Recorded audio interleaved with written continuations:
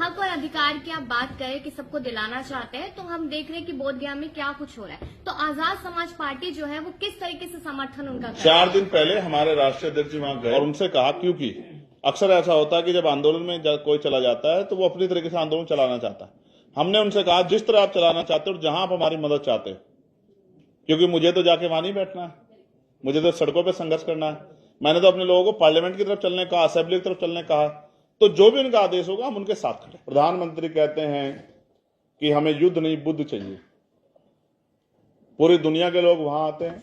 आज बौद्धिस्ट समाज में ये चिंता है कि भाई उनके साथ ये अन्याय नहीं होना चाहिए, लेकिन इस पर सरकार चुप। अब मैं धार्मिक क्षेत्र पे आता हूं, क्योंकि धार्मिकता में अभी देश कुंभ में कितना आंकड़ा आया, कितने लोग रहे, इतने लोगों ने कुंभ में स्नान किया।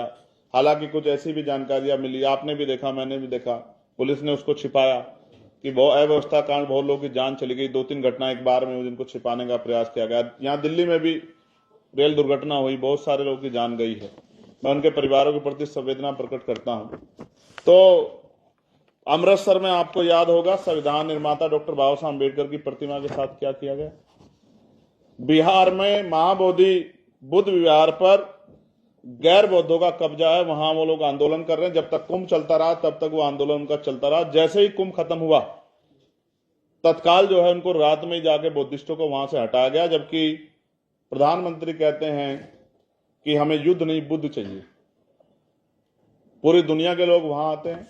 आज बौद्धिस्ट समाज में ये चिंता है कि भाई उनके साथ ये अन्याय नहीं होना चाहिए, लेकिन इस पर सरकार चुप।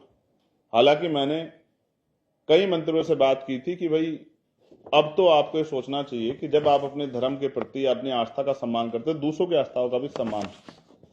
तो ये भी अभी आपके सामने, महोबा में संत रविदास जी की जयंती पे शोभा यात्रा पे हमला। बरेली में सांप्रदायिक तनाव भड़काने के लिए मुस्लिम धर्म के जो सबसे बड़े प्रतीक हैं हजरत पैगंबर साहब के खिलाफ जिस तरह के गानों का प्रयोग किया गया, और जूनागढ़ में गिरनार पर्वत पर जैन तीर्थ स्थल पर अतिक्रमण करके उनको भी उनके जो है उपासना और पूजा के अधिकार से जो है वंचित रखने का काम किया जा रहा है। कोडरमा में संत रविदास मंदिर के पास सांप्रदायिक तनाव, दूसरे बोर्ड लगा के। और मैंने भी, आपको याद होगा, पार्लियामेंट में आवाज उठाई कि सभी धर्मों का सम्मान है। करोड़ों लोग जो संत गुरु रविदास जी को मानते हैं देश और दुनिया में, आपने अवकाश नहीं रखा और नई परमिशन नहीं दी आपने कि वो शोभा यात्रा निकाल लें, नगर कीर्तन कर लें या उसका आयोजन कर लें। कोई परमिशन आपने नहीं दी। और मुझे ये भी कहने में कोई संकोच नहीं, मैंने संविधान की शपथ ली है। मैंने पार्लियामेंट में भी जब मेंबर ऑफ पार्लियामेंट बना तो शपथ ली थी कि मैं अंतिम व्यक्ति के भी हितों की रक्षा करूंगा विधि के अनुरूप। तो आप ये बताओ, क्या मुस्लिम समाज जिसकी संख्या करोड़ों में है, क्या उसकी कोई धार्मिक आस्था नहीं है? अभी हमने देखा, ऐसा लगता है जिनका राज है उन्हीं की आस्था है, उन्हीं का सम्मान होना चाहिए, उन्हीं का धर्म आगे बढ़ना चाहिए। तो मैंने आपको बौद्धिस्टों के बारे में बताया, इस रविदासियों के बारे में बताया, जैन समाज के बारे में बताया। ईसाइयों का तो हाल इतना बुरा है कि वो कहीं अगर अपना कार्यक्रम करें तो कब वो पिट जाए उनको ये नहीं पता। तो उनका संरक्षण तो बहुत दूर की बात है। लेकिन मुस्लिम समाज जो है, जिनका इतना बड़ा योगदान है, मैं अपने जिले से शुरू करता हूं। नगीना, हमारे यहाँ लोकसभा क्षेत्र नगीना है, नगीना कस्बा है, उसमें एक सायरन बजता था कि जो लोग मेहनत मजदूरी करके आते हैं और सुबह अपना रोजा रखना चाहते हैं, तो वो सायरन सुबह के समय 1 मिनट बजता था तो उन लोगों को जानकारी हो जाती कि रोजे का समय हो गया, शहरी का जो उनका कार्यक्रम होता है, और शाम में अफ्तारी के समय कि वो अपने धार्मिक उसको कर लें। 1 महीने का कार्यक्रम होता है। मैंने अपने एसएसपी से बात की, उन्होंने कहा सर सुप्रीम कोर्ट की रूलिंग है। तो मैंने कहा भाई कोई रास्ता निकालो कि उनका भी काम हो जाए, क्योंकि जो गरीब लोग हैं, गांव में रहते हैं, मेहनत मजदूरी करते हैं, थक जाके सो जाते हैं, तो उनको भी अपना जो है पूजा करने का, अपना जो उपासना करने का अवसर मिल जाए, उनके साथ कोई उस तरह की वो ना हो, स्थिति बने। तो उन्होंने कहा सर सरकार का आदेश है कि इस तरह कोई नया वो नहीं होगा, लेकिन वो पुराना चला रहा, पुरानी परंपरा को सम्मान होता लेकिन नहीं हुआ। लेकिन आप ये बताओ, मस्जिदों से सारे उतार दिए गए, कई धार्मिक कार्यक्रम होते हैं जिसपे रोड पे पूरे जुलूस निकलते हैं, जैसे मैंने बरेली का जिक्र किया। लेकिन ऐसा क्या है कि ये कौन सा अमृतकाल है कि दूसरों की आस्था नहीं है और हमारी आस्था है। इस आधार पे अगर हम ये करेंगे तो क्या एक बहुत बड़ी पीड़ा उन लोगों के मन में नहीं पहुंचेगी कि अपने ही देश में आज हमारे साथ गैरों जैसा व्यवहार हो रहा है?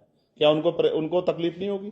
क्या हम दूसरों को तकलीफ दे? कौन सा धर्म सिखाता है कि हम किसी को तकलीफ दे के और हम अच्छा काम कर रहे हैं?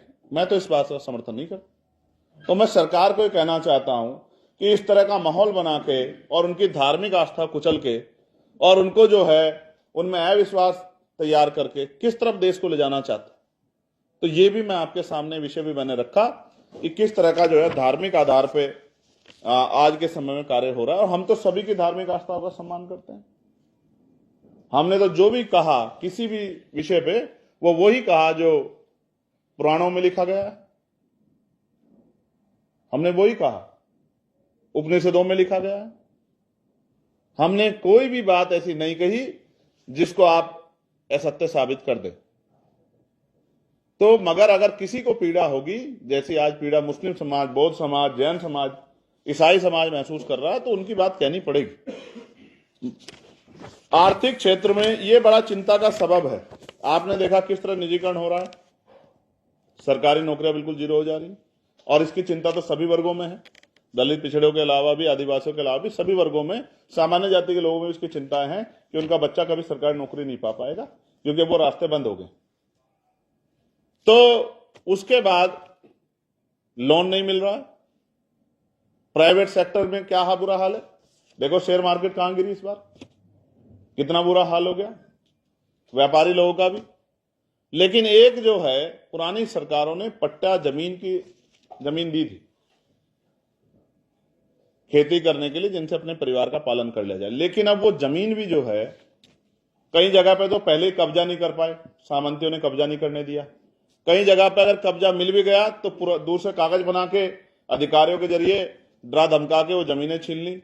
और अब कई जगह पे तो सरकार खाली करा रही है। जैसे अभी आते आते मीडिया के साथियों मेरे पास फोन आया श्रावस्ती से कि साहब हम पे जो जमीन थी, पट्टा मिला था पिछली सरकार में, पूर्व की सरकार में, वो जमीन हमसे छीनी जा रही है सर, आप हमारी जान बचाइए, हम लोग कहां जाएंगे।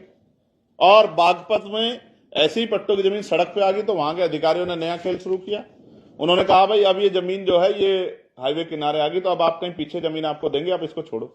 ये जमीन को 40-50 साल में तैयार करके रहने योग्य बनाया, आज उसको छोड़ो, क्योंकि आप हैं कौन उस जमीन पर रहने वाले, आपको तो कोई अधिकार नहीं होना चाहिए। तो मैं और मेरे साथियों में ये चिंता है, नौकरी नहीं है, रोजगार नहीं है, जमीनें छीनी जा रही हैं, ना कोई जियो है ना कोई ऑर्डर है, बस जिसकी लाठी उसकी भैंस हो गई है।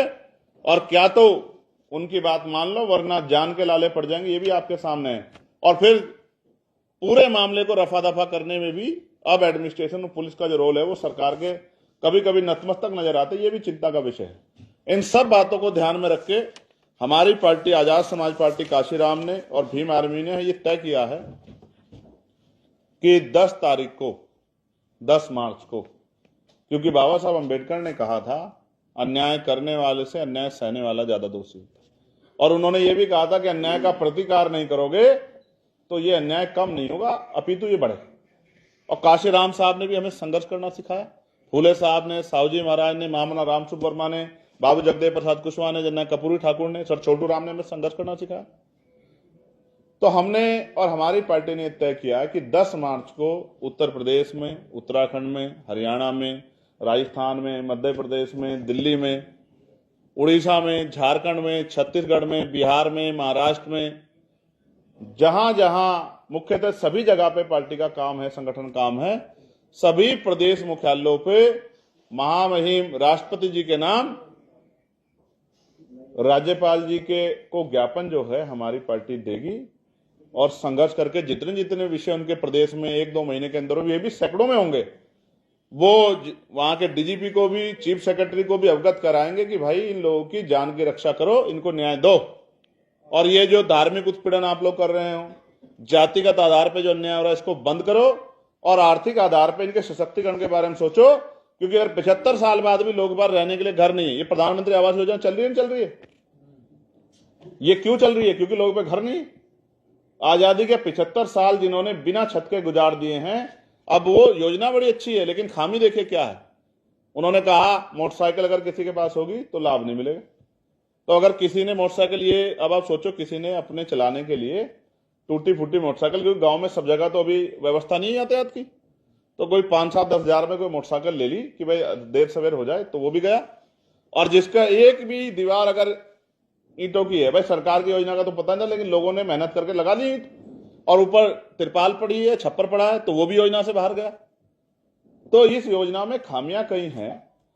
मैं प्रधानमंत्री जी से भी आग्रह करूंगा कि इस योजना में खामियों में बदलाव करें और इसको समझें कि गरीबी क्या होती है। वो भी गरीब है जिसके सर पे, जिसके घर पे तरपाल, भाई जिसकी पक्की छत नहीं है, उसको इस योजना का लाभ मिलना चाहिए। तो ये आजाद भारत के अमृत काल की जो भाजपा की केंद्र की सरकार कह रही है, स्टेटों की सरकार में जो अन्याय है, और बाकी कल जो उड़ीसा में हुआ, जिस तरह से हमारे लोग गाड़ियां तोड़ी गई, मथुरा में जिस तरह पथराव किया गया, ये तो हम लोगों को सहना ही पड़ेगा। क्योंकि जब हम अपने लोगों के अधिकारों की रक्षा की बात करेंगे तो ये सामंती व्यवस्था में बैठे लोगों को अच्छा नहीं लगेगा। वो हमारा मनोबल गिराने के लिए सब चीजें करेंगे। इनसे हम लोग डरने वाले नहीं। और हम कैसे डर जाए? हमने लोगों ने तो गोली खाई है भाई। हम डरने के लिए थोड़े काम कर रहे हैं। अगर अपने लिए जी रहे होते तो कहीं छिपके बैठते लोहे के बॉक्स में। हम सड़कों पर इसलिए हैं, सबके बीच में इसलिए जाते हैं कि भाई हमें अपने लोगों को, सोए हुए लोगों को जगाना है और भाईचारा बना के इन लोगों को राजनीतिक शक्ति इनके हाथ में देनी है। क्योंकि इन लोगों, जिन लोगों को मौका मिला, उन्होंने तो उनका भला नहीं किया होता तो 75 साल बाद भी बुनियादी सुविधा तो यानी कि रोटी, कपड़ा, मकान, पीने के लिए पानी और सर पे छत तो उनके पास होती। ये भी नहीं है। और जो मैंने आपको बताया, कोई हाथ काट देता है, कोई गला काट देता है, कोई इज्जत लूट के अपमान कर देता है। तो ये सब चीजें भी, कल तो राजस्थान की एक बेटी जो पीड़ित है वो अपने सम्मान के लिए टंकी पे चढ़ गई। ये है आजाद भारत का अमृतकाल का समय। इसलिए मैंने मीडिया के साथियों को अपनी चिंता व्यक्त की। और 10 तारीख को सभी प्रदेश मुख्यालयों पर हमारे साथी भी सुने, क्योंकि अभी हम लोगों ने तय किया था, तो हम अपने साथियों को भी, भीम आर्मी आजाद समाज पार्टी के साथियों को कहना चाहते हैं कि उनको भी प्रदेश मुख्यालय पे जो है एक मजबूत उपस्थिति अपनी दर्ज करानी है कि अब हम इन अन्याय पे चुप नहीं रहेंगे और सरकार इनकी जानकारी करके और इनको निस्तारण करे, लोगों को न्याय दिलाने का काम करे और आगे आने वाली घटनाओं को रोके। अब मीडिया का कोई भी सवाल हो तो वो अपना सवाल एक एक करके पूछ सकते हैं।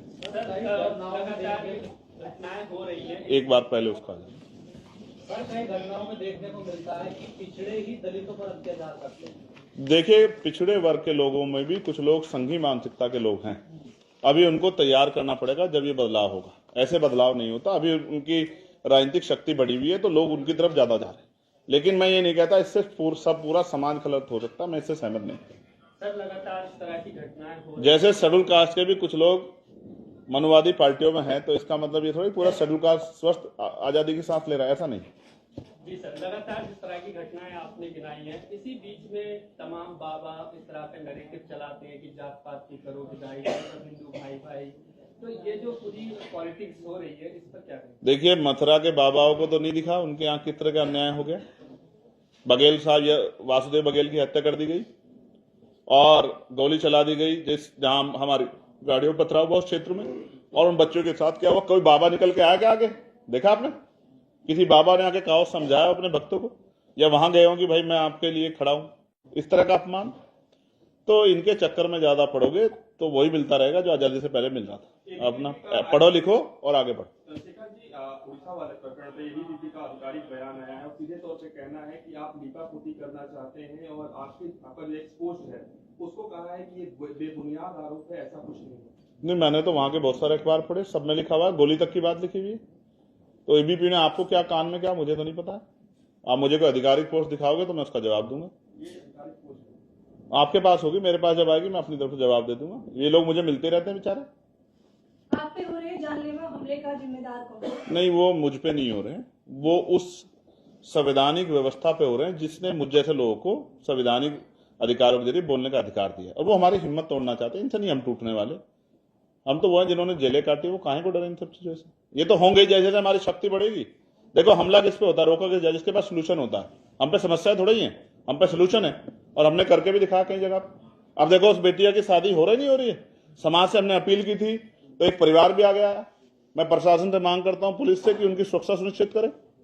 और कल ही, आज ही मैंने सुना कि एक परिवार जाके, एक संगठन जाके उनको 1.25 लाख रुपए की मदद भी करके आया। मैं और अपील करता हूं कि उन परिवारों का एक पैसा नहीं लगना चाहिए। सब अपने आप जिम्मेदारी उठा के समाज करे। और मैं पिछड़े वर्ग के, अपने बहुजन समाज के सब भाइयों से कहूंगा, वहां के यादव समाज के लोगों से कहूंगा कि वो भी इसमें योगदान करें, आगे बढ़े।